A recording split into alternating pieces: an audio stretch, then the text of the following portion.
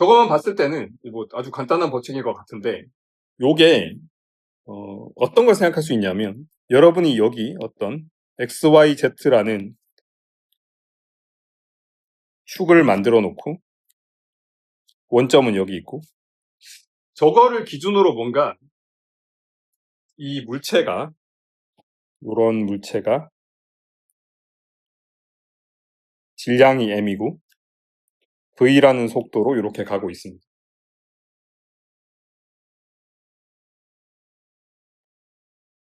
그래서 저기에 힘이 작용하지 않으면 저 상태를 유지하면서 소위 등속 직선 운동을 계속 하겠죠. 이렇게 쭉 가겠죠. 요 기능을 한번 써보면 좋겠는데, 이렇게 쭉 가죠. 이렇게 쭉 갑니다. 그래서 뭐 이렇게 가게 되겠죠. 근데 물론 여기에다가 이제 힘이 여기서 작용하게 되면, 이런 식으로 힘이 작용하면은 이 힘에 따라서 가속도가 이렇게 생기고, 요게 저 속도 벡터를 변화시키게 되겠죠.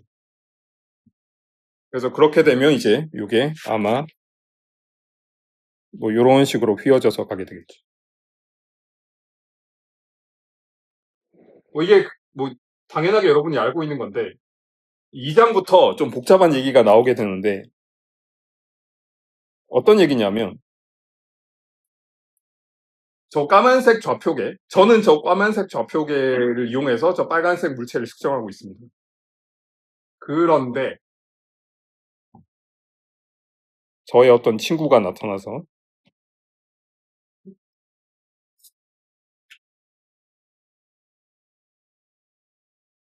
친구는 여기 서 있습니다. 똑같이 XYZ라고 하면 헷갈리니까 X 프라임, Y 프라임, Z 프라임이라는 요 좌표계를 보고 있습니다. 일단 첫 번째로 여러분이 관찰할 수 있는 게 요 원점의 위치가 달라요. 그래서 지금 요 좌표계에서 관찰하는 이거의 숫자상으로 나타나는 요 입자의 위치랑 요 좌표계에서 관찰하는 요 입자의 위치는 다를 수 있습니다. 그런데 지금 얘네 둘이, 저도 가만히 서 있고 제 친구도 가만히 서 있다면 저 두 개 사이에 서로 뭐 멀어지거나 가까워지거나 하는 게 없기 때문에 요 물체의 속도는 여기서 측정을 하든 여기서 측정을 하든 똑같아야 됩니다. 이건 뭐 상대 속도 그런 거 할 때 얘기를 할 수 있겠죠. 그래서 예를 들어서 뭐 쉽게 말하면 요 좌표계 기준에, 그러니까 까만색 좌표계 기준에서 저 물체의 위치를 r이라는 벡터로 표현한다고 생각해요.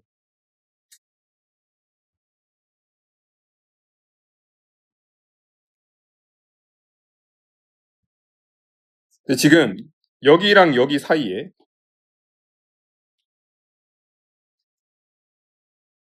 요런 식의 거리가 요만큼 있어가지고, 예를 들어서 뭐 벡터가, 예를 들어서 여기는 A는 가속도니까 함부로 쓰면 안 될 것 같고, 뭐 D라는 벡터가 있다고 칩시다. 그러면 지금 이 파란색 좌표계 입장에서, 요 하늘색 좌표계 입장에서 요 공은 그러니까 요 좌표계 입장에서는 저 공을 R'이라는 벡터로 표현할 텐데, 이거는 벡터 합 공식에 따라서 이렇게 됩니다.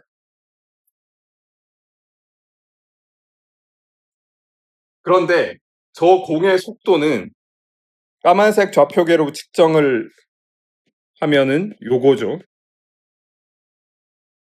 이거고. 파란색 좌표계에서 측정을 하더라도 V 프라임은 요거니까 이 미분식은, 이 D라고 써서 좀 그렇긴 한데, 미분식은 이렇게 되는데, 지금 저나 저 하늘색 좌표나 서로 움직이거나 그게 아니기 때문에, 둘 다 가만히 서 있기 때문에 요게 없어집니다. 저 D라는 벡터가 상수니까 없어집니다. 그래서 지금 V'이나 V나 같습니다. 그러니까 이게 원점의 위치가 바뀌더라도 물체의 속도를 측정하면 똑같이 나와야 됩니다. 뭐 당연한 얘기입니다, 사실. 뭐 어려운 얘기가 아닙니다. 여기까지는 문제가 없어요. 예, 문제가 없는데 이게 어디까지 성립하냐, 무슨 말이냐. 지금 요 D가 지금 V'이랑 V가 같을 수 있는 이유가 이 둘 사이가 서로 움직임이 없기 때문인데, 사실은 움직임이 있더라도 문제는 안 됩니다. 무슨 말이냐? 이거는 제가 좋아하는 요 예시를 들면 좋을 것 같은데,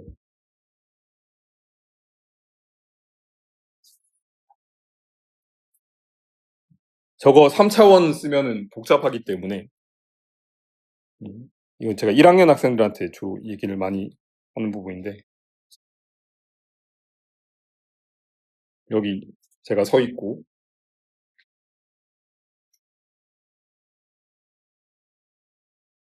그림 실력은 용서를 해주시고 차를 타고 가고 있습니다. 저는 서 있죠. 속도 0입니다. 그래서 얘는 지금 50km/h로 아주 정속으로 주행하고 있는 차를 타고 가고 있습니다. 앞으로. 여기서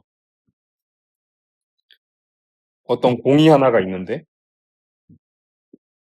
요 공이 지금 굉장히 빠른 속도로, 예를 들어 뭐 야구 선수가 던져가지고, 강속구 투수가 던져가지고 150km/h로 공이 오른쪽으로 움직이고 있습니다. 그러면 지금 여기 있는 저와 차를 타고 있는 제 친구는 50km/h의 속도로 서로 멀어지고 있습니다. 그러니까 아까 제가 썼던 이거에 대비해서 생각해보면 요 파란색이 까만색에 비해서 점점 이렇게 멀어지고 있습니다.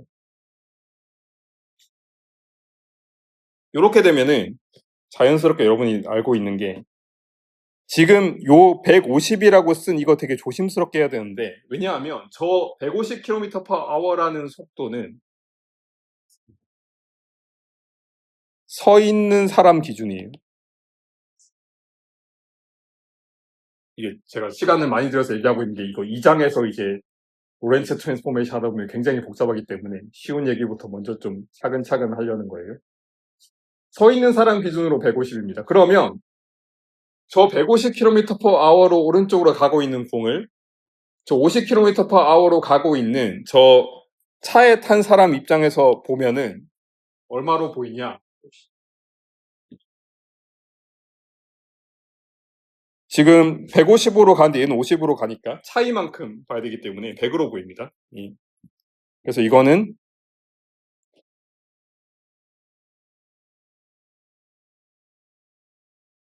차에 탄 사람 기준으로. 이거 헷갈리면 이 공도 50으로 가고 얘도 50으로 간다고 생각하면 멈춰 있겠죠. 그런 거 생각하면 됩니다. 그리고 사실은 이 공은 50으로 가는데 차는 100으로 가면은 이 차 입장에선 공이 뒤로 가는 걸로 보일 겁니다. 뭐 그거는 어려운 건 아니니까. 음수가 되겠죠, 그러면. 그래서 상대 속도는 달라질 수 있습니다. 그러니까 제가 지금 설명을 위해서 1차원을 가져왔는데, 다시 여기로 가져오면 얘가 지금 까만색의 좌표계에 비해서 파란색 좌표계가 멀어지고 있으면 얘네 둘이 이제는 속도가 다르게 측정이 됩니다. 근데 속도가 다르게 측정되는 것 자체는 아무런 문제가 없어요. 왜냐하면 관점의 차이니까.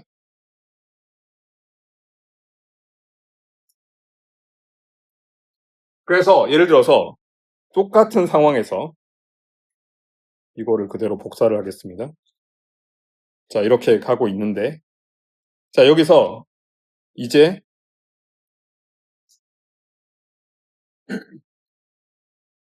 요 공이 뭐 바람을 받거나 아니면은 무슨 뭐 다른 힘을 받아가지고 얘가 딱 멈췄습니다. 멈췄어요. 그러면 지금 저 공은 150km/h라는 빠른 속도로 가다가 0으로 바뀐 거죠. 감속이 된 겁니다. 저게 만약에 1초에 저게 감속했으면 이제 마이너스 150이라는 어마어마한 감속도로 감속을 하게 된 거고요. 근데 아까 얘기한 것처럼 얘가 딱 서 있는 사람 기준으로 멈추는 순간에 이제 차에 탄 사람 기준으로는 얘가 저게 100에서 0이 된다고 생각하면 안 되죠. 왜냐하면 얘는 이제 나랑 똑같이 있는데 얘가 이렇게 50으로 가고 있으니까 얘는 이제 마이너스 50km/h 방향까지 생각하면.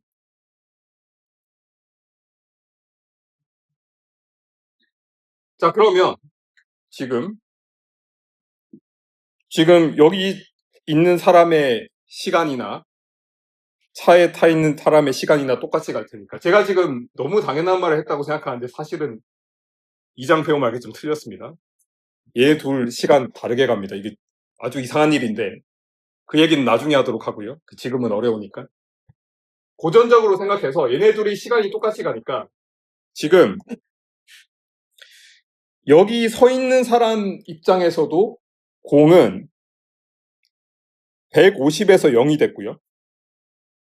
차에 타고 있는 사람 기준으로도 100에서 마이너스 50이 됐으니까 150만큼 속도가 깎인 거죠. 똑같습니다. 그러니까 가속도가 똑같은 거예요. 이게 왜 중요하냐? 지금 여기 있는 사람이랑 여기 있는 사람이 공을 관찰했을 때 저 공의 가속도가 똑같다고 합의가 돼야지 힘이 같아져요. 만약에 나는 얘가 마이너스 150으로 감속했다고 생각하는데 얘는 50으로 감속했다고 생각하면 그리고 둘 다 뉴턴 법칙 갖고 오고 질량 넣어버리면 나는 이 공이 뭐 100뉴턴의 힘을 받은 것 같은데 너는 힘이 50뉴턴 닿았다고 하네 라고 하면 이상한데 얘네 둘이 똑같이 이렇게 감속하는 정도가 똑같기 때문에 이 합의가 된다는 거예요. 그래서 사실은 이 굉장히 이제 그 물리학 원인 아니면 고등학교 물리 그런 데서 금기시되는 게 있는데 얘가 지금 등속으로 가는 게 아니라 여기서 가속하거나 그러면 소위 관성력이라는 게 필요하다고 막 하는데 그 관성력이 워낙 복잡한 거라서 이제 엄밀하게는 여러분이 물리과 2학년 때 배우는 역학 시간까지 그거를 유예를 시키는데 그 이유가 이것 때문이에요. 만약에 얘가 지금 이렇게 가는 동안에 얘가 감속이나 가속을 해가지고 요게 달라지면 사실은 두 명이 관찰하니 힘이 달라지는 것처럼 보입니다. 그런데 유일하게 힘을 적용할 수 있는 거는 가속하고 있지 않은 계에서 보는 관점입니다. 그래서 제가 지금 이 얘기를 왜 한참 동안 하고 있냐면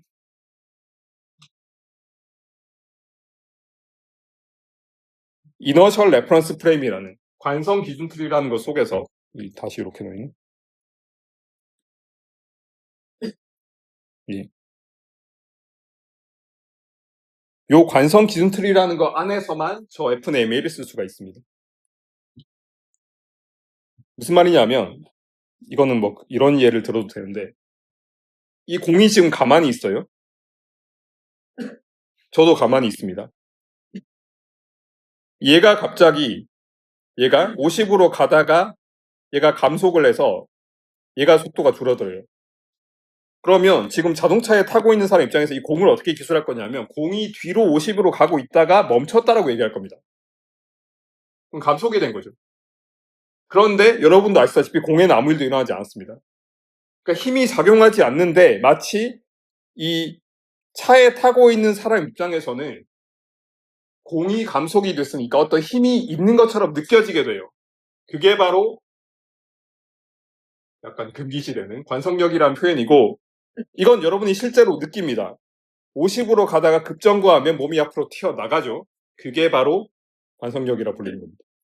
그래서 둘 다 거리가 떨어져 있거나 요 좌표계와 요 좌표계가 등속 운동을 서로 하는 경우에는 F는 MA 같은 걸 정의하는데 아무런 문제가 없고, 그런 경우에는 소위 관성 기준 틀, 이너셜 레퍼런스 프레임이라고 부릅니다. 이너시아가 좀 어려운 말인데 관성이라는 뜻이고요. 그 관성 레퍼런스 프레임입니다. 그런데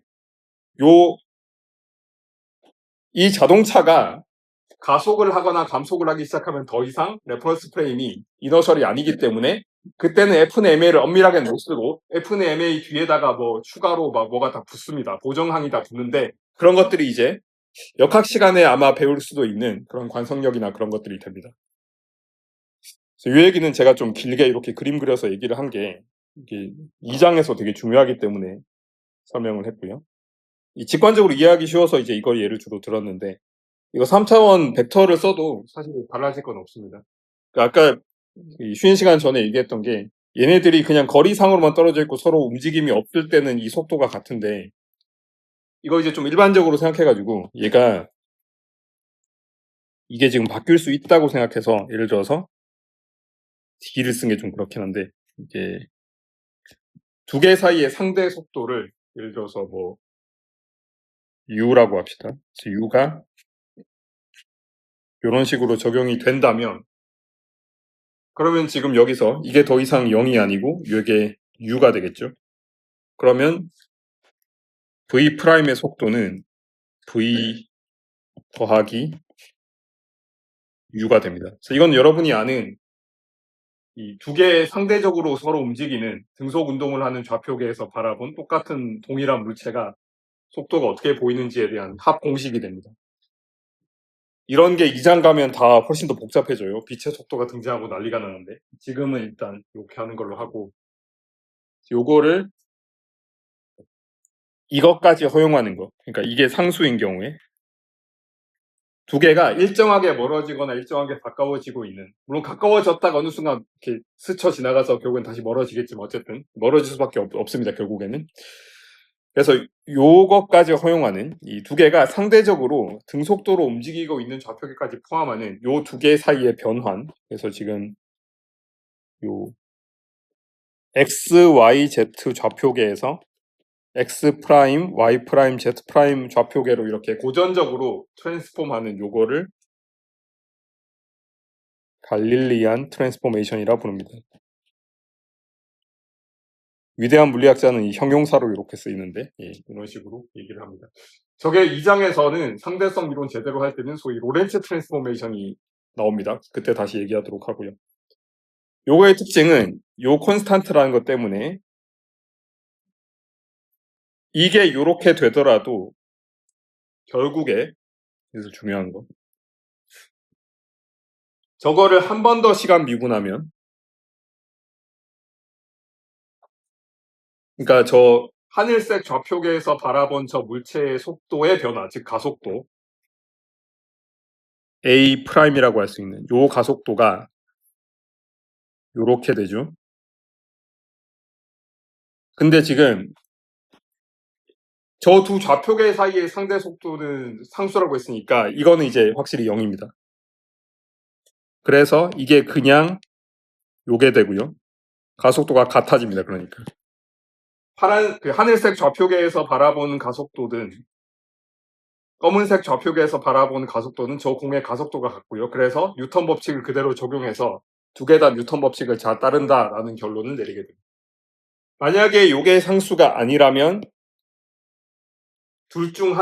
적어도 둘 중 하나는 관성 기준 틀이 아닙니다. 가속을 하고 있는 좌표계이기 때문에. 그래서 그때는 관성력 같은 걸 동원해야 될 수도 있고, 얘가 심지어 멀어지거나 가까워지는 방향으로의 가속만 있는 게 아니라 이게 만약에 뺑뺑 돈다 그러면 소위 이것도 역시 금기시되는 원심력 같은 것도 작용하고, 소위 지구과학 시간에 배웠을 수 있는 뭐 코리올리 힘 그런 것까지 적용하는데 그건 역학 시간에 배울 수 있는 부분이 되는 거고요. 이거 잘 보면 약간 이래도 되나 싶은 부분이 하나 있습니다. 힘의 크기가 속도에 비례하거든요. 그런데 여기다가 저걸 결합해 볼게요. 저 검은색 좌표계와 하늘색 좌표계를 다시 가져오겠습니다. 다시 한번 얘기하지만 쟤네 둘이 둘 다 가만히 있으면 아무 문제 없습니다. 저 V가 그대로 있으니까. 그런데 문제는 뭐냐? 그러면 지금 검은색 좌표계 입장에서는 요 좌표계 입장에서는 V라고 합니다. 그런데 요 하늘색 좌표계 입장에선 얘가 V 프라임이거든요.